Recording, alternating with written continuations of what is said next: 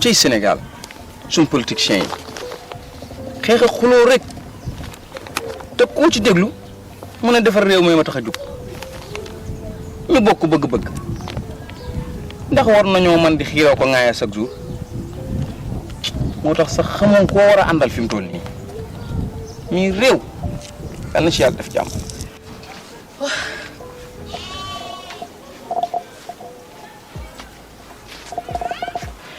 waaw sonn naa de wax dëgg yàlla ci lu ñuy wax si daal dangay wër ba sonn wër naa taski yëpp mënuma fekk ba am lu ma yóbbu damaa dox ba sonn xanaa ma continuer ba si kanam xool ndax dina am lu ma yóbbu sonn naa de.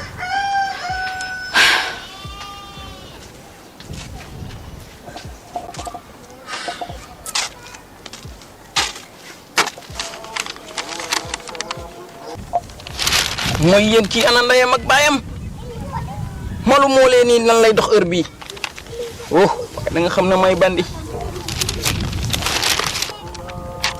waaye lii dagg la wala lu moom pardon soxna si ko baal ma may ma wax ak yow lu tolloog ñaari unité ndax yow ku la gis xam na say place fees na mais man bu ñu ma nga si chargement foo ma teg baax na même bu dee ci ginnaaw yow fu waay jàpp rek temps la loolu képp laa wax. oh sëñ bi man taluma yi ngay wax yëpp man damaa dox ba sonn instant yi lu ma yóbbu rek laa bëgg damaa sonn taluma yooyu. mbaa ba ñëw ko la boot. sëñ bi ni ma toll nii est-ce que mën nga ma boot. ay way Samb xanaa xamoo ne man 200 kilos laa daa yëndu daw ak moom 5 kilomètres ma ne wax ma fi nga dëkk ma déposé la balaa naaj.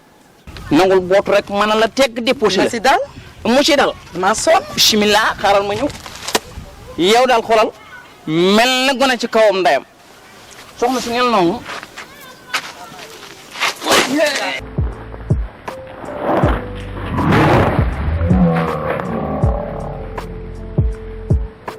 wàcc ma noyyi maa ngi dee wàcc ma noyyi waaye maa ngi dee wàcc ma noyyi